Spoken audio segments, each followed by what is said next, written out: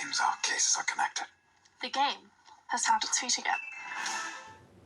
Hello everybody, welcome back to Screenstars. I'm here today to bring you my review for the 2022 Netflix sequel Enola Holmes 2, a film that is directed by Harry Brad Beer, and it stars Millie Bobby Brown, Henry Cavill, David Thewlis, Lewis Partridge, Adil Akhtar, Sharon Duncan Brewster, and Helena Bonham Carter.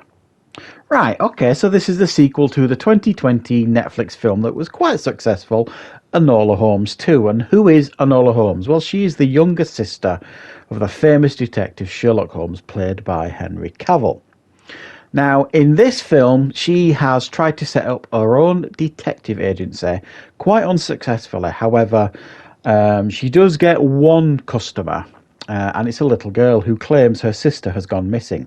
Now, her sister worked at a matchstick factory, and Enola Holmes decides to investigate, and it sends her into a huge web of corruption, crime, villainous masterminds, and ultimately a case that intertwines with her brother, Sherlock. Right, what are my thoughts on Enola Holmes 2?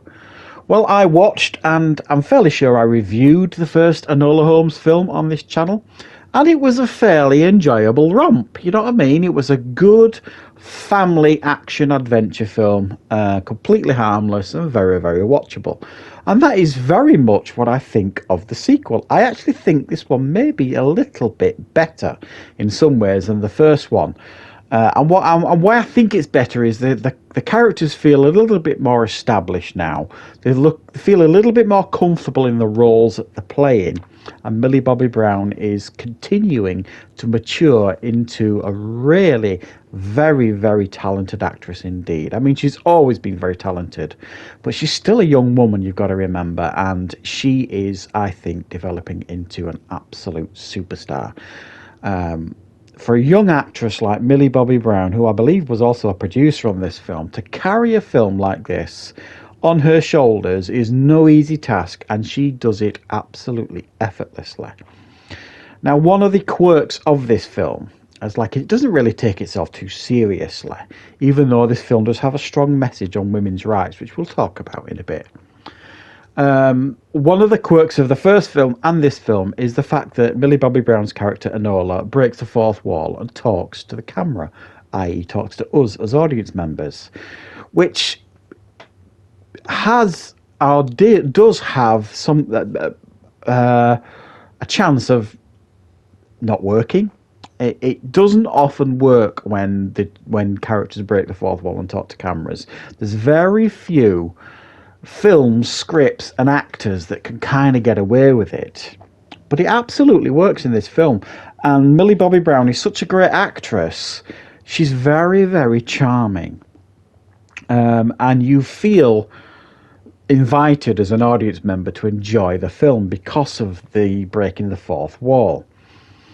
The film is very well made. The sets are all excellent. The production design is really, really good. It feels all very authentic. There's some fun action sequences. Millie Bobby Brown handles the action scenes very, very well indeed. And Henry Cavill, who plays Sherlock, who I wasn't overly impressed with Henry Cavill as Sherlock Holmes in the first Enola film. I didn't feel like he acted like Sherlock Holmes in that one so much.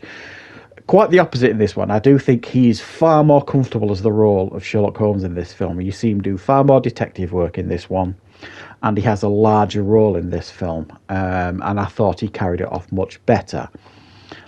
He doesn't overshadow Millie Bobby Brown as well, which is excellent. I mean, the star power of Henry Cavill, which, you know, continues to rise, obviously, especially after recent times with his appearance in Black Adam and he's coming back as Superman, all the talk of James Bond, everything like that. Obviously, Henry Cavill's a big star, but you don't feel that when you watch this. The star of this film is very, very clearly Millie Bobby Brown, and Henry Cavill does not trample over that at all. He feels like his part feels like it fits the film just right, and doesn't overshadow Enola Holmes at all. Now, in regards to the plot, Essentially, like I say, she's looking for this missing sister who worked at this match factory, and it kind of intertwines from there. It's not overly complex to follow, which I thought it was a little bit in the first one. It's fairly simple to follow in regards to the plot, and yes, there's a few red herrings here and there, but it's ultimately fairly easy to follow, even though there's a few pitfalls here and there. There are some casting decisions in this film that no doubt are going to trigger some people on social media who,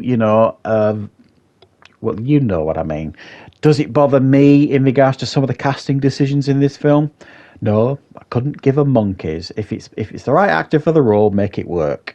I think it's questionable whether it does completely work in this film, but I have no issue with any of the recasting. And honestly, Sherlock Holmes and the world of Sherlock Holmes are some of my favourite characters of all time. I've grown up watching Sherlock Holmes. I don't mind who they cast in what parts if they work. I don't necessarily think they all worked here, but I have no issue with it.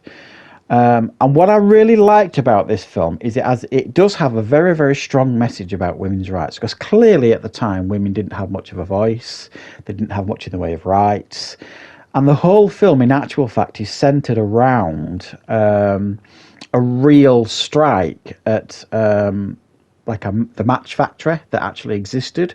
The people were real. And the women took a stand and took strike action, and I believe it was the first industrial action taken by women, which it does explain at the end of the film.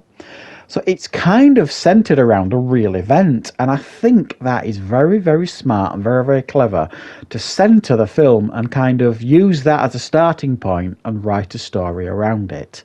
I think it works. I think it keeps it grounded. It stops anybody stamping their feet and shouting from the rafters about, people forcing messages into films, because it's based on a real event. And I thought it was very clever, very smart. And the film overall, I think, is really, really quite enjoyable. It's not going to blow you away or anything. It's not massively memorable. There are a couple of returning characters from the first film that I could just remember from the first film. They weren't massively memorable because I don't think the first film was massively memorable. I just remember, thinking it was quite light and enjoyable. And I think this one's quite light and enjoyable. And I would be happy to see more, because they're fun, harmless films that the whole family can watch and enjoy. So, yeah, I think Enola Holmes 2 is certainly watchable, certainly enjoyable, and probably a slight step up from the previous film as well. So thanks for watching, guys. I hope you enjoyed this review. I will, of course, be back with more reviews and content on the channel very, very soon.